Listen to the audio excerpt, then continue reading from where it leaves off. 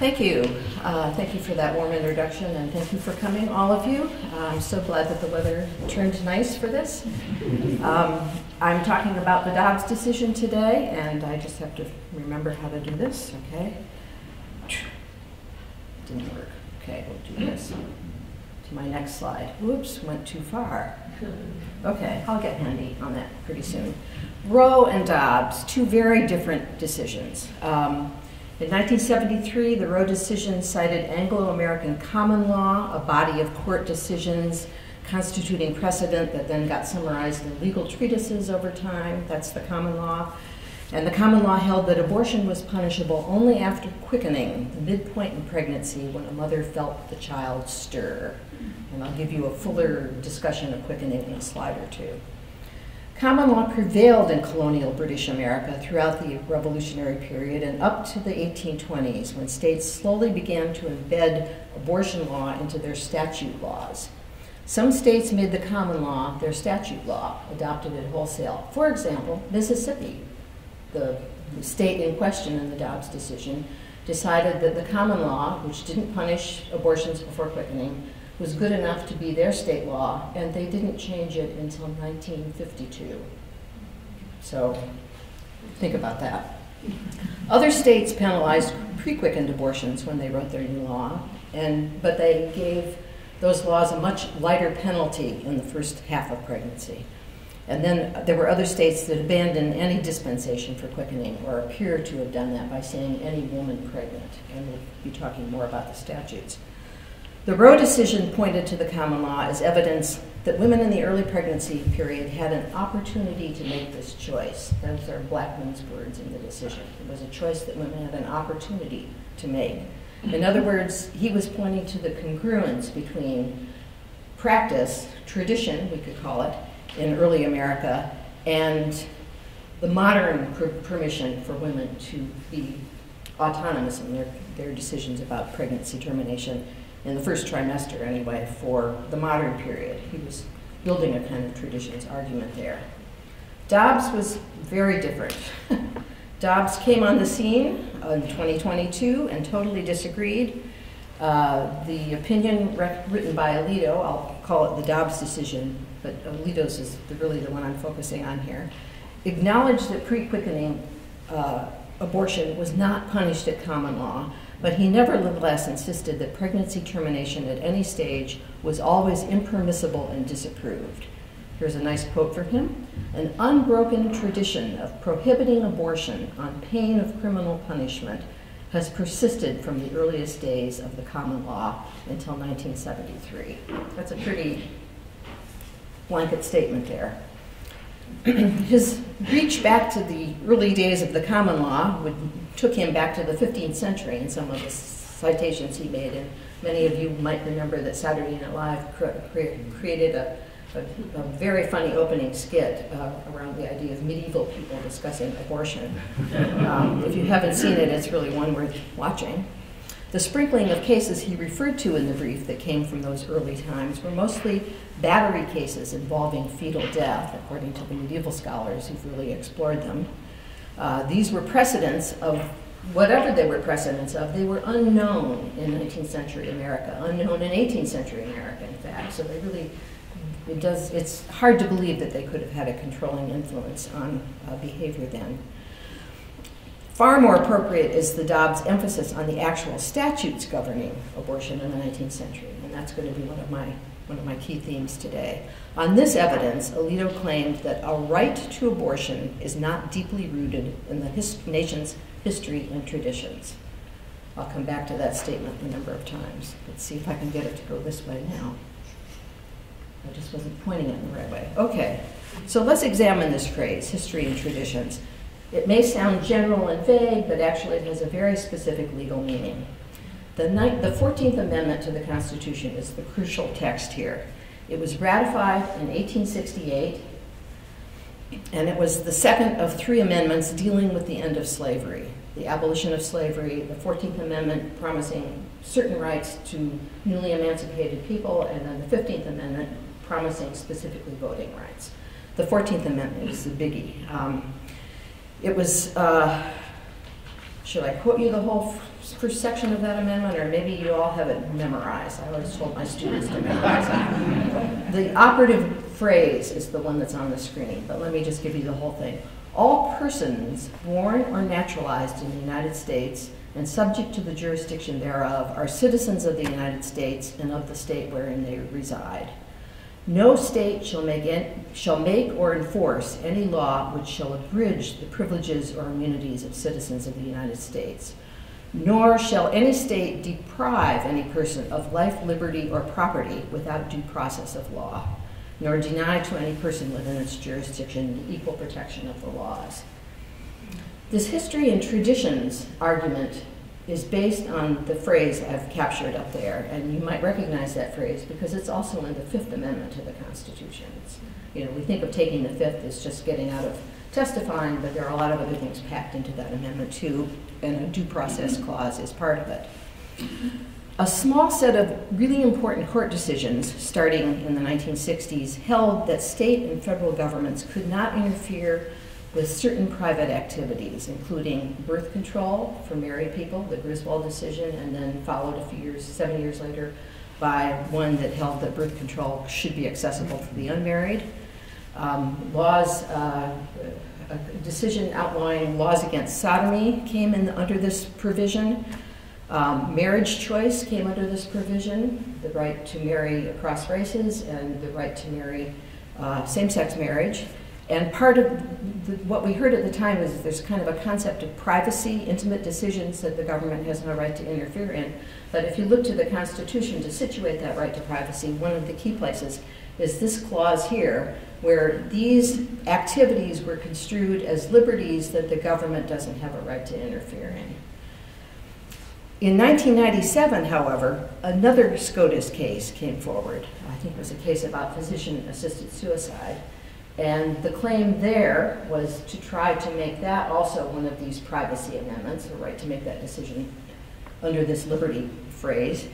And that didn't succeed, and the justices thought hard about what it meant to enshrine liberties based on this very capacious language in the 14th Amendment. They decided, foreseeing, I guess, a time when 5 people could sit on the Supreme Court and do whatever they wanted without recall or recourse by anyone else, they decided that there needed to be restrictive language created that would require that the liberty under examination should be something that has been deeply rooted in the nation's history and traditions. That's where that phrase comes from.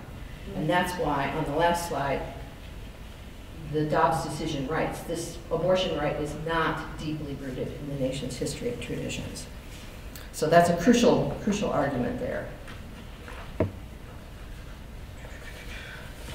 Dobbs, in fact, said 3/4 of the states in 1868, when that phrase was written down, criminalized abortion in both phases of pregnancy. And that's the key factor.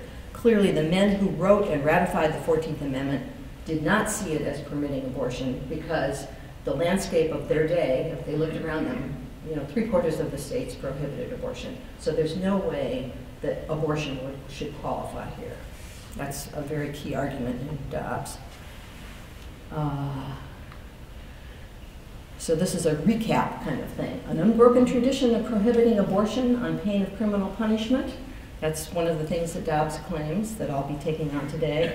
And then here's a different way he phrased it. In 1828, or I guess that's not an exact quote, in 1868, 28 out of 37 states, that's the 3/4 roughly, prohibited abortion in all stages of pregnancy. So it can't be a liberty according to the 14th interpretation of the 14th Amendment. So my outline for today is to talk about established abortion history, that is, people who study women's history and the history of the 19th century have known a great deal about the practice and history of abortion at the time. And almost every time a court case comes up about abortion, there's some kind of brief in the works that is reminding the justices of the history of abortion. I'll talk also about medical and public knowledge about abortion. And some of that's based on my own research I've been doing. I guess this is where I should say that one of the key things I've done over the last 3 years, or 2 years, 2020 is when I started on this, and most of the research was done in 2021, is that I use digitized databases of newspapers, which are abundantly available now, and drove my little computer through them and collected 225 cases of actual abortions between 1820 and 1860, because that whole record of what was going on the ground was not really in evidence with such clarity yet. And then I'll talk about the campaign to criminalize abortion. In 1860, just to give you a brief notion of what that's about, a small set of doctors, and one doctor in particular, decided that abortion was not tolerable, that something had to be done about it, and he masterminded a lobbying campaign by the American Medical Association to contact every legislature and every governor in the country and convince them to change the laws and make them more severe. And then we'll look at what's going on with the analysis of the state laws that Alito relies on so much. Okay, next slide. Quickening. I promised I would get back to this. Just a word about quickening, because it mystifies some people. It's a wonderfully archaic word, but it actually still obtains. People who have been pregnant look forward to the moment when they can first feel the kick of a baby inside them, or at least many of them look forward to it. It's the first indisputable sign of pregnancy in the 19th century. All the other signs that we go by today, they knew about too. They weren't ignorant. And books, physiology books for people in those days, would list, morning sickness or swelling breasts, various things that people might feel, great fatigue at the beginning. But they said about all of these, including absence of menstrual periods, no one of these symptoms defines pregnancy. These could all be something else. And so you just have to wait and see. And this is the first indisputable sign of pregnancy that meant that before quickening, under common law and under many state laws, there was no penalty for it. It was not unlawful. It was also just not noticed. It's not like people proclaimed, oh, we have a right to abortion now, and we're going to go out and have abortions. In fact, the whole idea that women were thinking about having rights at all before about 1830 or 40 was kind of anomalous. So if women have a right to abortions, I mean, it's hard for me to believe that this would be the first right that they would be granted before all the other rights that women didn't have. So in a way that takes us back to Alito's statement that they had no right to abortion. And I would say, duh, but it just simply wasn't noticed. So the question about quickening is it important because of an evidentiary reason, like it's the evidence for when you could go ahead with a criminal investigation? Some people have argued that it really doesn't have anything to do with how people thought about pregnancy. Everyone knew pregnancy was 9 months long. So is it just an evidentiary reason that this quickening is pointed to? There were doctors who suggested that some foolish women believed that a developing fetus was not alive until the point of quickening. And that's something to consider, but I don't consider it for that long. It presumes a lot of female ignorance that is contradicted by a lot of the kinds of evidence that people who study women's diaries and letters in the past encounter. For example, there's a recent wonderful book by Shannon Withicombe called Lost, A History of Miscarriage in America, where she dug into the early 19th century and read huge files of women's letters, all talking about how they're pregnant early, and some of them felt a sense of loss when they had a miscarriage, which is what she expected, but she also found large numbers of women who felt enormous relief. One, I think I'm quoting this right, one of them said, "Rapturous day, Mom." I'm not pregnant after all.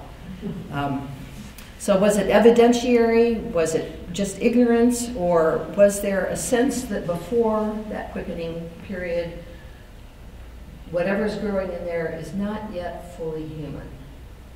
Not yet fully, it's not that it's not alive, but that it's not fully human. And that kind of can be traced back to ideas in the medieval period, in fact, back to the Greeks, that I think it was Aristotle who said there's a moment of conception and then the moment of ensoulment, you know, and the soul is infused into the child. And the Catholic Church had rules about this too, and those are two different points in time. So maybe some people are thinking in that framework here. Okay, too much on quickening. Medical tools, new things going on in the 19th century.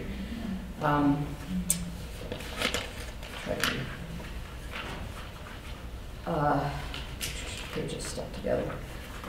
There were ways to induce abortions in the 19th century.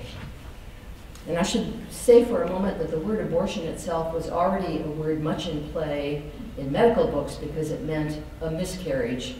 That, you know, miscarriage the first 3 months, the next 3 months were an abortion caused by nature, and then the last 3 months are a premature birth, an early birth. That's what you'll read in all the medical books. The other use of the word abortion in the 19th century, and this I didn't know even though I live in the 19th century, it was a slang term used by politicians in the intense rivalry of partisan politics of the Jacksonian era and beyond for 30 years to mean something that was a total fiasco, an explosion, you know, the Whigs will say the Jacksonians had a convention and it was a total abortion. I have a wonderful quote somewhere in my notes about the Congress struggling to write the 14th Amendment, and some person in the middle of it, as they're debating what should be in it and what shouldn't be in it, says, "This is a total abortion," you know, and he wasn't thinking of what we're talking about. So that makes it hard to do searches. I had to develop a skillful search term. But in any case, there were ways to have induced abortions in the 19th century. Let me start with the medicines on the bottom row. The medicinal books will tell you 20 different kinds of things that were thought to have something to do with abortion. But in all of the cases I saw, tansy, savin, ergot came up all the time. Cotton root I've added there because I didn't know about it before and I actually didn't find it in any of the cases I studied. But cotton root was something that was available to people in the South because there's a lot of cotton there, right? And there are some African roots to the concept that boiling cotton root and drinking it as tea could be an abortifacient. Tansy and savin are, gee, I'll be too long if I go on. Let me just say about ergot. Tansy and savin were in apothecaries everywhere in America. I learned that from looking at these cases.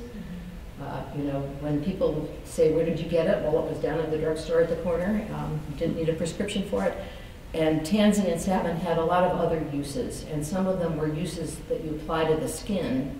So there was oil of tansy and oil of savin. And in that concentrated form, it was deadly. So in a lot of the abortion cases I read about, there was, you know, sometimes a young woman who was doing a self-abortion going to the apothecary and getting oil of savin and then drinking it. And that led people to an early end, sadly. Ergot has been known for a long time, but it really hit American medicine in around 1807. It's derived from a fungus that grows on wheat and, not wheat, rye, let me get that straight.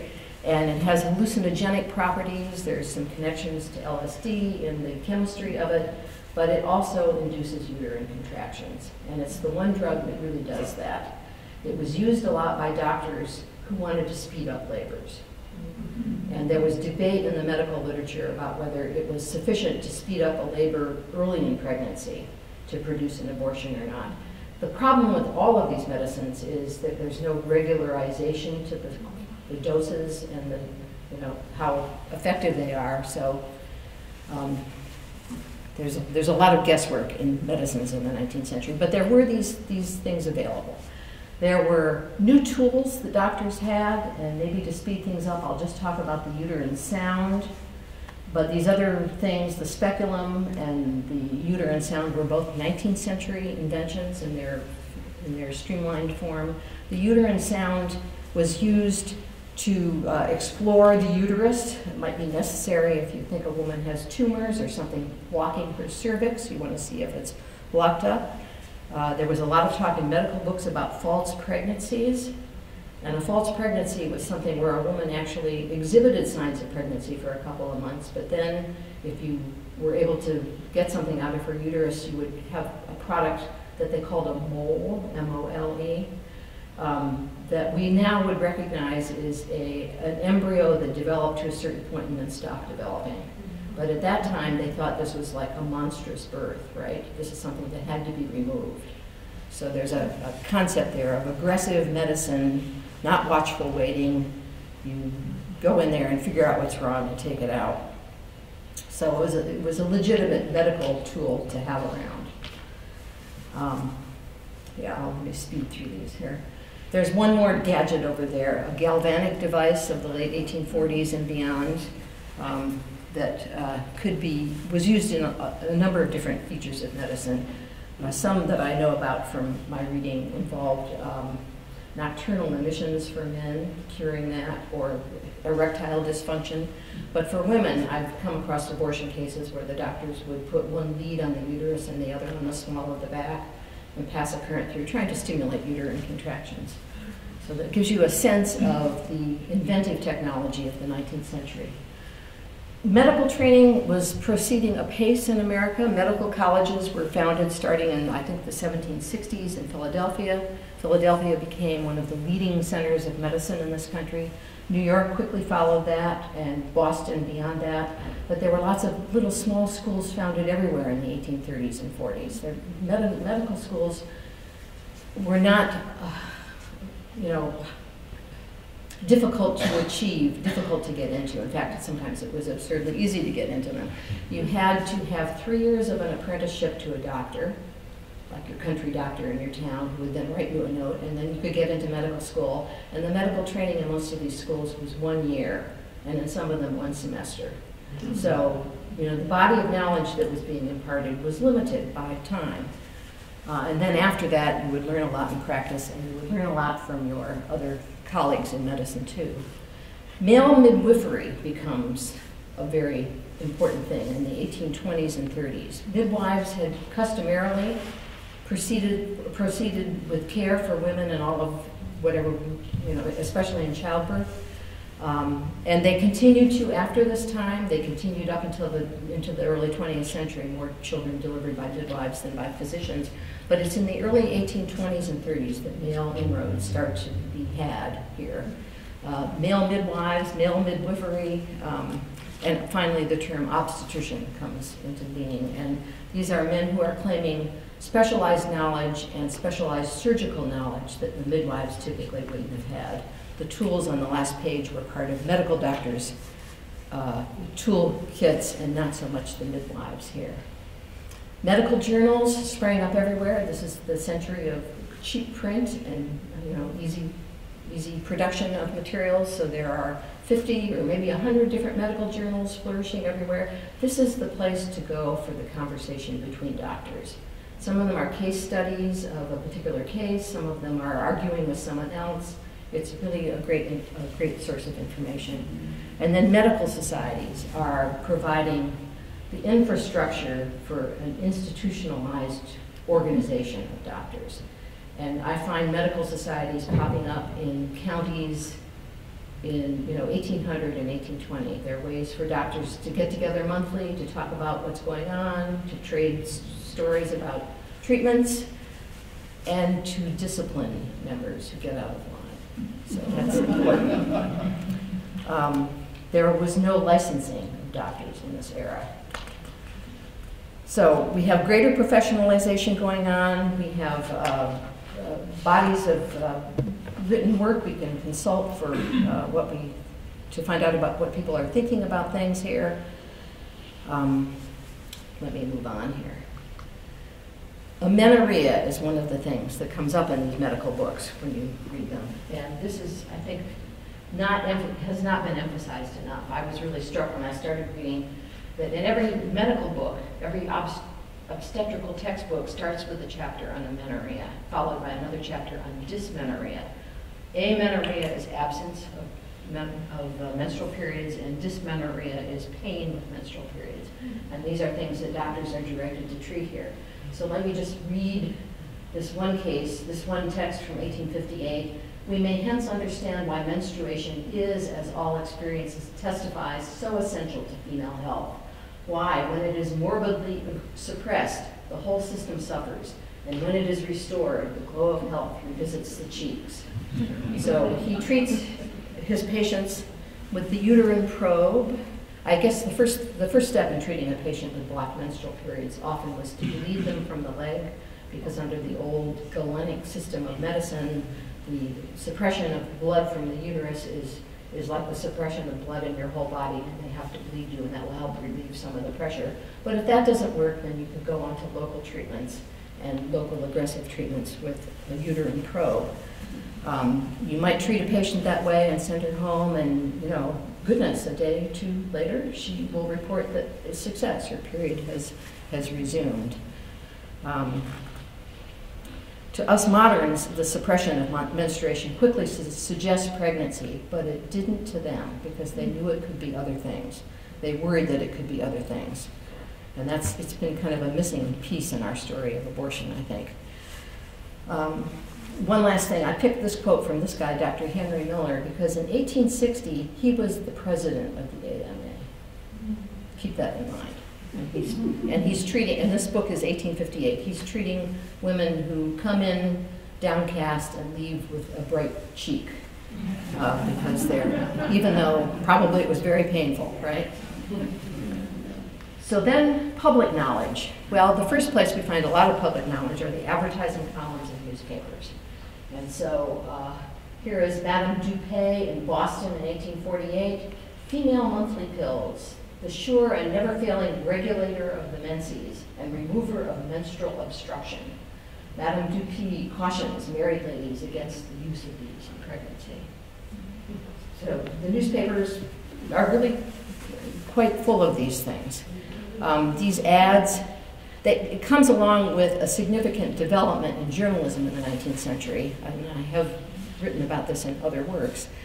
The penny press, tabloid-like papers, are established in the 1830s, featuring lurid crimes that as a way to attract readers to them. By the 1840s, every major city had papers like these. Stories in them were picked up for distribution in papers around the country. So even your little local hometown newspaper that looks so ordinary and everyday might suddenly start carrying news of a prostitute murdered in New York, for example, or news of abortions from afar. When I did my study finding these 225 abortions, what was most amazing to me is how they binged around the country and were repeated lots of places. And once the telegraph comes in, they're binging very fast around the country. There's a kind of national conversation about abortion that can happen through this medium of newspapers and newspaper distribution. Newspapers take these ads, even though for a while they were very criticized for them, because they are a significant source of revenue for the papers. These aren't people advertising for lost dogs where the ad ends in 3 days. These are long-term ads in the papers. So 2 more examples of these from New York, which is where most people go to find these kinds of ads. Madame Costello on the top, and then the famous Madame Restel on the bottom. If you know anything about 19th century abortion, you've heard of Madame Restel. She was like the most famous abortionist of the day, and this is a very early, one of her very first ads in 1839 in the New York Herald, that is actually a long column about how married women should be able to control their own families. And it's all couched in very nice 19th century language, but basically she's making an argument for what our ears would interpret as birth control. She has pills to accomplish this.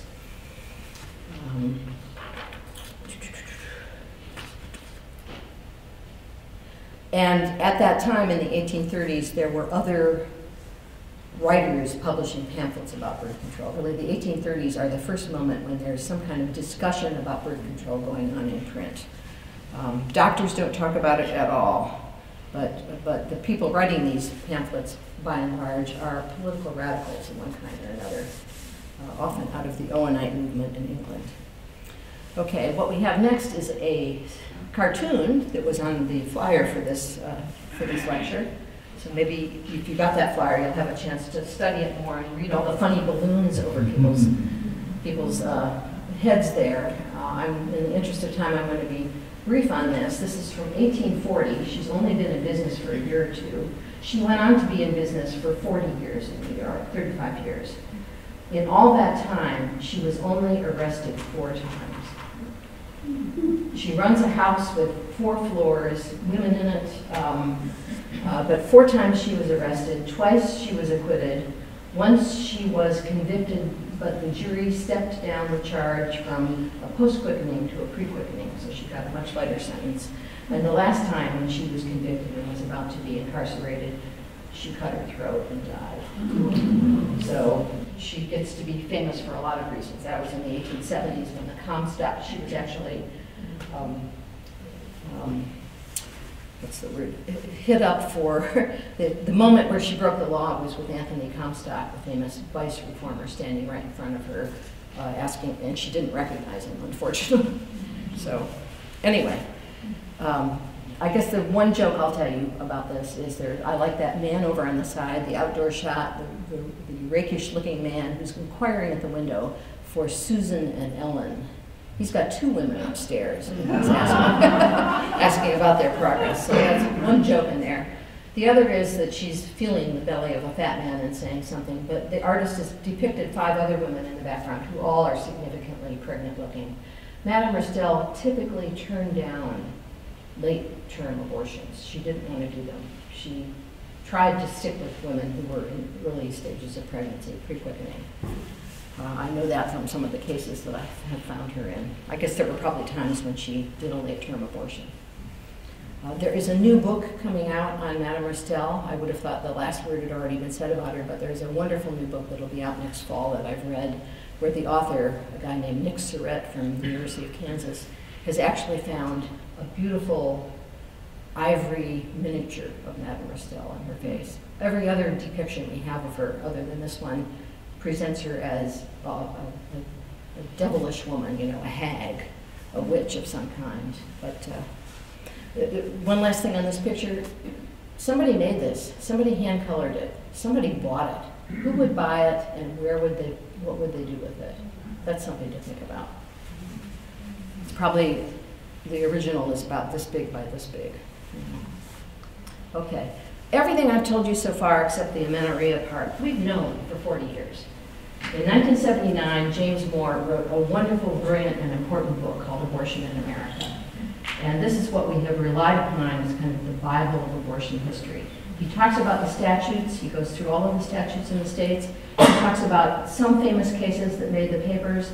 He talks about what medical doctors are saying. And it's an amazing book. It's held up well. I asked him how he actually did all that research without having a computer in front of him, and he said, I had good friends in legal and medical libraries all over the country. I mean, he made good friends with archivists, and that's what smart historians do. So they found a lot of this material for him. And so he put all of these things. I guess the point I want to make here is, knowing everything that Jim Moore put in this book didn't move the needle on any abortion case that came before the Supreme Court. And there have been big and small cases, the Webster case, the Casey case, and then, you know, lots of small ones about undo this and you know, all of the small cases that have come before SCOTUS. All of them would have, or many of them would have, some kind of historical brief entered in by historians claiming all of the material that I've been giving you. And it doesn't move the needle because it doesn't speak to the statute issue. Alito would say, it was illegal in 1868. That's it. Beginning of story, end of story. None of this matters. So where can we go from here? That was the question I had in my mind a couple of years ago. Let's look at the statutes for a minute, because one scholar who I've come to know very much, and whose name will be on my next slide, I guess, has really taken a close look at the statutes. And I tried to do this too, but my head started to swim after a while. It's important to see that they were all in place in 1868, but they came in gradually. So we're trying to think of a period of time when the history and tradition of America supported pre-quickening abortions. It's important to see how gradually these laws came in. Up to 1820, there were no laws, except for the common law. In the 1820s, 4 new laws came in. And these are laws in that number column, not states, because some states had 2 and 3 chances to revise their laws. So that's why there are more numbers there, if you add it up, than there were states. But it tells you the thinking of legislatures. In the 30s, 6 more. In the 40s, 10, so we're starting to get more now. A few less in the 50s, and then 12 after the campaign. 1860 is the campaign by the AMA, and it results in a lot of new laws. And in fact, more states in the 70s and 80s passed laws too. So there's a motion there, a rolling motion. Some of these states, just like Mississippi, codified common law. Arkansas did that too. And then a third state I can't remember. Some of these were the hybrid laws I described, and maybe I could just say a little more about that now. Usually, the first half of pregnancy, the prescribed penalty in the law was something like 1 to 12 months in jail and a $200 fine, up to $200. And the post-quickening penalty would be something like 1 to 5 or 1 to 7 years in jail and a fine of $1,000 or $5,000 in one case. One state said 7 to 20 years for that. I mean, the hybrid laws differentiate by quickening, and they differentiate pretty substantially, you know. So that tells you something about how the legislatures are thinking about what pregnancy means. Some of these laws just say any pregnant woman, and that has been taken to mean, okay, no differentiation between quick and non-quick. But there are grounds now to stop and think about that. And one way to stop and think about that is to think about the first 2 states that passed laws that said any woman, any pregnant woman. They were Illinois and Missouri in the 1820s. Now, Illinois and Missouri in the 1820s are really far out there. Illinois has just become a state 7 years before. Chicago didn't exist, right? This is a rural state with not very many people in it. Not likely that there's a moral panic going on about abortion there, right? It could be that these statesmen have just passed a law that they copied from the Connecticut book and just forgot to put quick in, or didn't know what it meant, you know? Missouri is a little different because it had St. Louis there, a larger town founded by the French years before.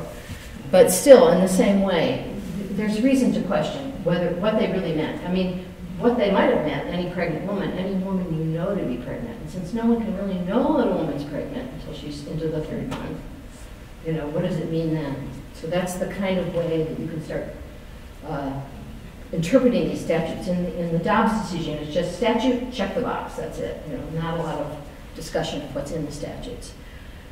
Some of these statutes just prohibit abortions by medicine and say nothing about instrument.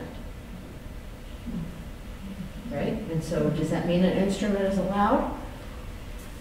Some of the states had no statutes at all, stuck with the common law. And I think by 1850 that was about a dozen or 14 states, most of them in the South. There's a whole Southern story here that because of time, I can't get into, but it's interesting. Okay. The challenge to the history and traditions argument would go like this, and my friend Aaron Tang, a professor of law at Davis, is really staking his career on this, and he reads my work and I read his work, and I'm learning a lot from him. In Dobbs, according to Dobbs, 9 states, only 9 states did not penalize abortion, and the rest, it's like 28 did. And so that looks like, that's your 3/4 mark. When Aaron Tang redoes the analysis, he finds that 21 states plausibly did not penalize pre-quick abortions. And he's bolstered in that claim by my findings in all my studies, and this comes on a later slide, but it's appropriate to say it here. I hardly find any pre-quick cases of abortion in the newspapers. You know, even when the states pass the law, you'd expect some to start happening? No, it doesn't happen.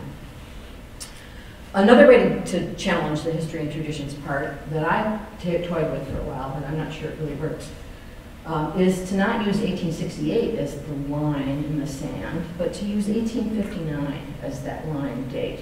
Because all the laws passed after 1859 were passed in the era of the AMA campaign. And they were punitive, and they were divisive, and not really reflecting what I would call the history and traditions of the actual people, right? And I'll try to make that case again later when I get to that campaign. But if I use that magic as my magic date, 1859, at that point, out of the 33 states in existence, 14 of them didn't penalize a pre-quick abortion. So those are ways to challenge the history and traditions argument on the ground that the Dobbs decision is standing on, the analysis of the statutes. But there are other, in addition to the statutes, there are two other bodies of evidence to look at, and one is my work on the newspaper databases, and then the last is this criminalization campaign, which has been written about extensively, but I think I've made an important contribution to it as well. So the actual practice of abortions in that period, 225 cases over 40 years there. Most of them were of single women. 80% of them involved single women. The 20% that were married women, 40 women, half of them were grass widows. That's a term for a woman who's been deserted by a husband, or he's not there, like he's at sea, or he's in the California gold fields, or he's in prison. These are women who basically their motivation for an abortion is similar to the unmarried women. They are hiding their shame, and that's a phrase that turns up again and again in the newspapers, hiding their shame. We have to remember, I haven't said this yet, but assuming you know, there was a huge stigma on prenuptial, premarital sex, and premarital pregnancy too. And women, young women of certain classes are taught that their lives are ruined, they're over. They can only become prostitutes if they cross this line. It's just try teaching this to undergraduates today. They shake their heads. So all of these women, at least the unmarried among them, are framed as sympathetic victims of seduction, women who didn't make a choice to do this, women who have been done wrong by some bad guy, they're seduced maidens, and we need to feel sympathy for them. So these papers basically evince a lot of sympathy for the young woman in question. And as I read all these cases, I felt that way too. You know, they're very sympathetic cases. Let me talk about the chronological distribution of these cases. I started with 1820. I thought, oh, this is easy. There are not very many. Well, there weren't very many. There were 0 before 1820. In the 20s, there were a little more. When you get into the 40s, there's a big surge of them. And that correlates with the laws being passed. There's a surge in the laws in the 1840s, if you have a visual memory of the slide I showed. And then there's more in the 1850s region. And then from 1855 to 1860, I found 110 cases. Half of my cases come from that 5 or 6 year period at the end. There's an acceleration of cases.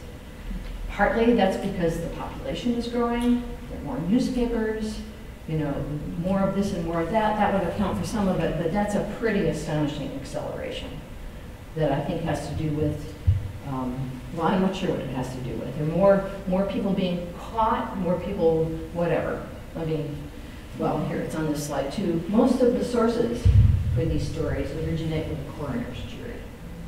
Most of the women I'm finding about are dead. And those are the ones that are being caught in the net of public opinion. The doctors doing these abortions are overwhelmingly male. So that's a difference from our assumption of female physicians. You do find female physicians, quote unquote, in lots of towns, but the bulk of these cases where the women are dead are male doctors. And a lot of them are doctors who went to legitimate schools. You know, they're not quacks. Some of them are quacks too, but some of them are doctors. There is 0 attention to fetal remains. Insofar as the case requires some determination of the gestation period, some physician called in to do the autopsy and to talk to people about what was found in the uterus or what was expelled, will pay attention to it, but there's no solicitation or solicitude. There's really very little discussion of it, which is quite surprising, I think. But contributes to my notion that fetal remains are not high on anyone's list of things to feel solicitude about. These cases, of course, are a stripe of abortions where the girl died, right? It's a very unrepresentative sample. There's a universe of abortions we don't know about. And we can say some things about it, but it's hard to say anything comprehensive. But what is important about this set of very unrepresentative abortions is that by being in the papers, they become the basis for public knowledge about what abortions are going on. And that's why there's a correlation between the surge in publicized cases and the surge in laws. In the 1840s, in 2 states, it's DAs struggling to make some of these court cases stick, and they go right to the state legislature and say, we need a better law, we need a stronger law. And I don't want to go down the path of that. Can I keep going? I'm really getting low on time, I just realized. Is it okay if I go on a few more time? Because I have probably another 10 or 12 minutes to go here. Okay, let's see if I can do it. The cases that did come out of the coroner's juries went to either a grand jury or they went to some DA in a small county. Most of them never saw the light of day after that. Failure to carry out these things, even though I've just read through maybe a verbatim account of the coroner's jury. And again, that's that revolution in journalism where somebody is dispatched to this office to take it all down in a way that no court reporter would have taken down, in fact. And it sounds to me like it's an ironclad case, but there are fewer charges coming out of the grand jury, fewer trials still, as DAs looked at the case and said, I can't make this work. Acquittals were common. It's amazing. And yet the newspapers are headlining these articles as things like awful depravity. You know, there's no endorsement of abortion in the newspapers. There's no newspaper saying this is really no open approval of abortion at all. But yet these people are being acquitted, and I'll leave you to think about that here. Marching into this, then, is this guy named Horatio Storer, whose name is well known to everybody looking in women's history in the 19th century, I assume. He single-handedly, pretty much, got the AMA to launch this campaign to criminalize abortion. When he did that, he was 26 years old. In all my reading about him, I had never realized he was only 26 in 1857. He was married. He'd had one child, a daughter that died of whooping cough at age 18 months, and he went on to have another 4 children with his wife. I should say that for every doctor I've met in this study, I've done their genealogy, and I know how many kids they had. It really strikes me as an important thing to know.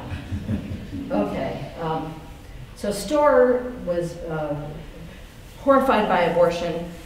He announced to his local medical society, the Suffolk District Medical Society in Boston, that met every month, a jolly bunch of people who knew each other and liked getting together, maybe. Anyway, he wrote a report called the Report on Criminal Abortion and pre-circulated it. And just on criminal abortion, you can plug criminal abortion into U.S. newspaper databases and not find it anywhere until the late 1850s.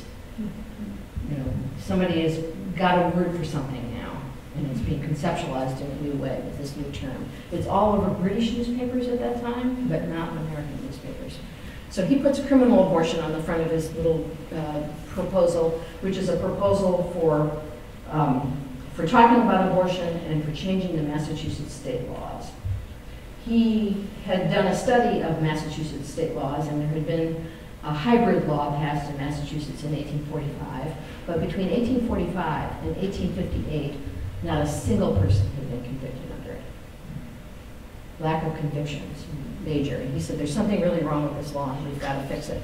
So he proposed a law that would be very punitive, and punitive toward the women, too. Consenting women would go to prison for abortions under his law. He presented it to his local medical society, who had time to read it and get their thoughts together before they met. And they met, and about half the men there really objected to it. And their objections are just worth quickly mentioning. One said, I have them in a certain order, and I'll probably get them wrong here. One said, you will never get the public at large women assume that they can have abortions. And maybe putting a little extra language into this. They basically said, you're swimming upstream with this. Their doctors will go with them. This is not going to fly with the general public. Another said, what's going to happen when I do these treatments for amenorrhea? Am I going to be at risk for going to jail? Okay, so that's another objection. And a third objection was, you're putting the life of the baby above the woman, and that's wrong. No doctor would do that. All doctors would prioritize the life of the woman. What about a woman with a small pelvis? You know, her life comes first. And Storer, we know this because this is an off-the-record meeting where minutes were kept in manuscript, but nothing was published in the medical journal about this. The Storer flew off the handle at that point, and he said, what about the woman with a small pelvis who comes in 5 times for an abortion? You know, lust is driving that couple, and we shouldn't tolerate that. That man should be castrated. Which actually wasn't a winning argument for the roomful. But it shows you the degree of antipathy that Storer has about illicit sex. And, you know, if other people had said to him at various points, well, how about birth control then? No, birth control is unnatural. So he's opposed to birth control, and he's opposed to abortion because it's unnatural for women to subvert nature in this way. He wasn't deterred. He licked his wounds for a while. Well, he did get them to kick it up to the meeting of the Massachusetts, the annual meeting of the State Medical Society, where it was considered and turned down again. People there just simply said, this is not a big problem, and the law we have is fine. Don't want to rock it. So he contacted the AMA at that point and said, let's have a committee on this, I'll chair it. And he committed to doing a report for the AMA for its annual meetings. Storer decided that the only way he could convince people that abortion was terrible was to convince them that it was really frequent, and scare, you know, to build a moral panic basically here. So let's see what my next slide says, because I've lost my, lost my place in my notes here. He put together data that he thought proved conclusively that abortions were utterly frequent and common here. Pages behind where I was. Anyway, he looked at data from Massachusetts. Massachusetts was the leader in vital registration data in this country, where those of you who are genealogists know that town clerks in Massachusetts were assiduous about collecting information about births, deaths, and marriages. New York, less so, because it's such a big and open place with so many people you can't control, but people were supposed to report deaths, and deaths were really important because you want to track deaths if you're worried about cholera, and you want to see the signs of it coming first. Death register. And also you can track deaths because nobody could be buried without a death certificate. Okay, so there's an interest in it and a mechanism for it. There's no interest in mechanism in tracking births. So you don't have good data on births. He looked at the data from New York and from Massachusetts, and in the death registers, there were stillbirths entered into the record, which were defined as babies born between 7 and 9 months, dead on arrival, and premature births, which he took to mean abortions. He didn't take it right at the beginning to mean abortions, but he said a lot of these, this is where the abortions are going to be in the records. You're scratching your head, I can tell. And when I went to look at the very records that he consulted, I could see that premature birth as a cause of death meant that this child was born alive and then died, 374 in this year, born alive. And then over on the final column there, you see the males and females, the big 3-digit numbers, are the ones who died in the first year of life. This is a measure of infant mortality. Infant mortality that's not attributed to disease or whooping cough or diarrhea or any of the other many things that could identify why that baby died. These are preterm babies where failure to thrive is like our modern concept of it. So he is misusing, and I think willfully misusing data here. the number of abortionists who would actually go to the trouble to fill out a death certificate seems vanishingly small to me, right? And at the end of all of his numbers, he says, he acknowledges that. He said, these numbers are shocking, and they're even worse if you realize that most of these deaths are not recorded. He wrote this in an article in a paper that he gave to the American Academy of Arts and Sciences, a distinguished body of intellectuals in Boston. And they invited him to give a talk, and he gave his paper that night, and they approached him afterwards and they said, don't publish this until you get this data checked. This makes New England look really bad. And the way it made New England look really bad is he compared the ratio of premature births to stillbirths. They didn't deal in percentages, and it was all like 1 to 15 kind of ratios. So a ratio of premature births to stillbirths, which in New York he said was something like 1 in 26. As a ratio, it doesn't quite make any sense because these are two different categories of groups. And whereas in Massachusetts, he found an inverse relationship between stillbirths and premature births, which caused him to say in his paper that the abortion rate in Massachusetts was 13 times worse than in New York City. Some paper in Richmond, Virginia said, wow, you know, those Puritan descendants, they got a lot to think about. So it was all wrong data, basically. And no one has ever called him on it, except for those men that night at the American Academy of Arts and Sciences who said, this doesn't sound right. The worst number, and the one that came on to live in modern times, is he figured out the rate, and this is the rate we want, the number of abortions compared to births, right?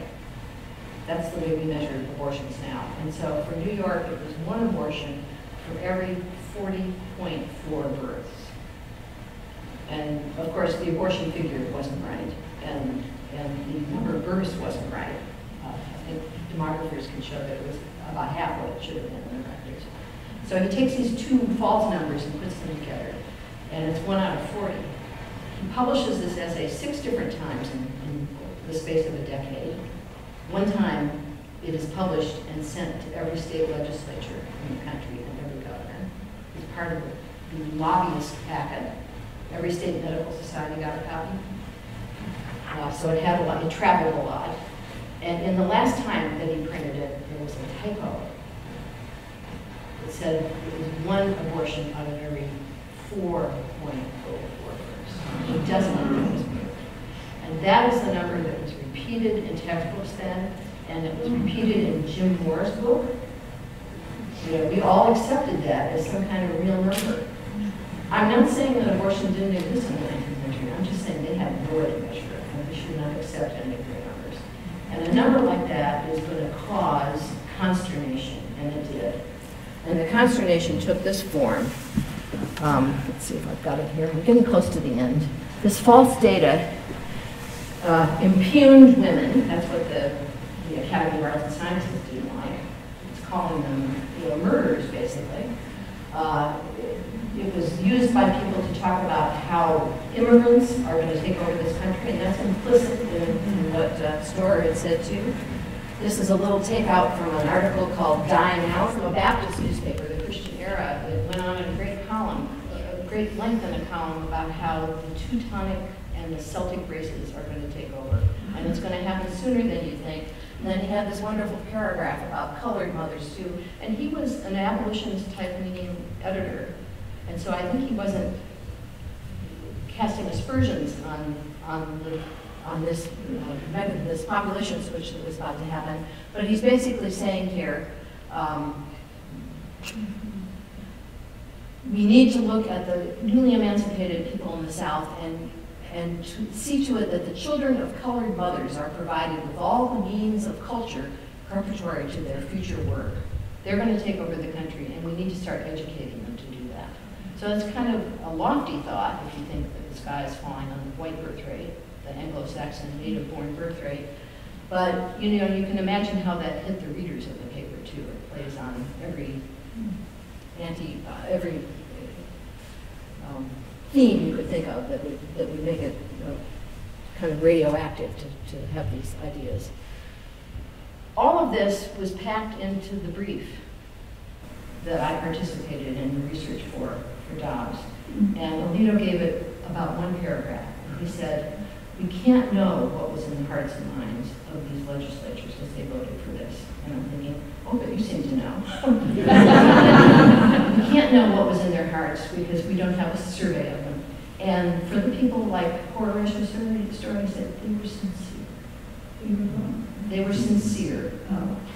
This was a sincere, and for some people following him, maybe they were sincerely bemoaning the idea that Anglo-Saxons were doomed on this continent, right? And that Europeans and colored people would be taking their place. But that seemed like a pretty colossal dismissal. Okay, 2 slides. What did Dobbs get wrong? Okay, if we stand in the box of his 1868 rule, we could point out that the reliance on the mere counting of statutes is pretty insufficient. And I looked to the confirmation of what Aaron Tang, my friend at Davis, has been writing to show exactly how counting those statutes is insufficient. And actually, I can think of one thing that he's done a little of, but I can do more of. If you wonder whether a state that has a law that just says poisons but not instruments are penalized, if you want to decide what that law meant, what you need to do is look after that and find all the court cases, right? And see if you can find one where they say, oh, instrument, right, not a problem. And we're probably not going to find that because probably that case doesn't even get in the front door of the legal system. But in any case, I think I actually have found a case in Illinois that might qualify, though. Extensive noncompliance with the law ought to count for something. I'm not smart enough legally to know how to make it count, but I've just described for you a history and tradition of an allowance for early termination of pregnancy. And there's no provision for how to make that stick and how to make that work. We've learned that for the last 20 years.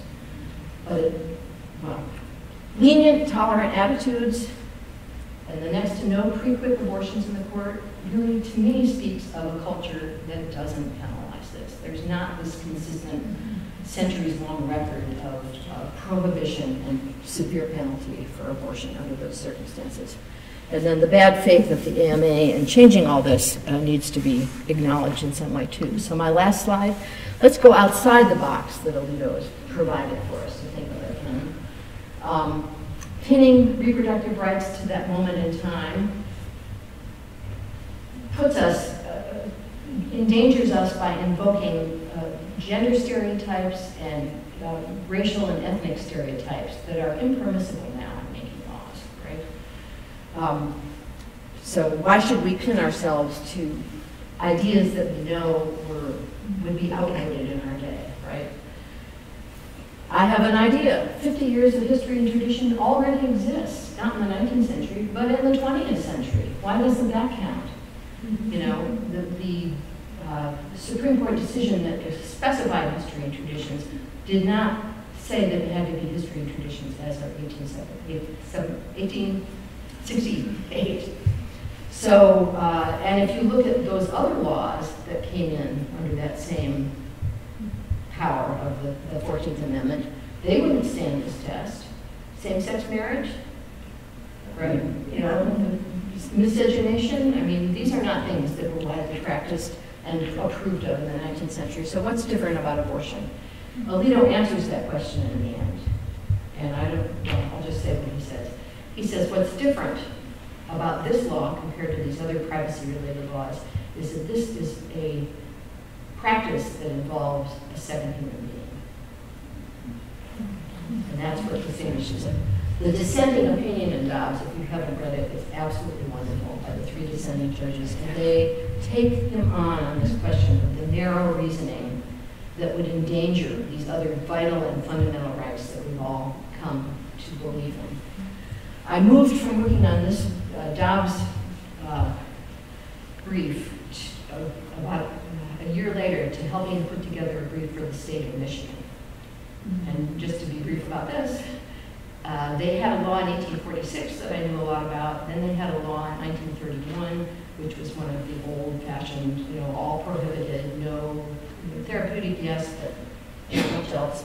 And the Michigan legislature wanted to re-invoke that law. This was the Michigan Republican legislature, and Planned Parenthood brought suit against them. So I had a bit to do with this brief in the Planned Parenthood case, and it was so refreshing to find that nothing there had to turn on the 14th Amendment.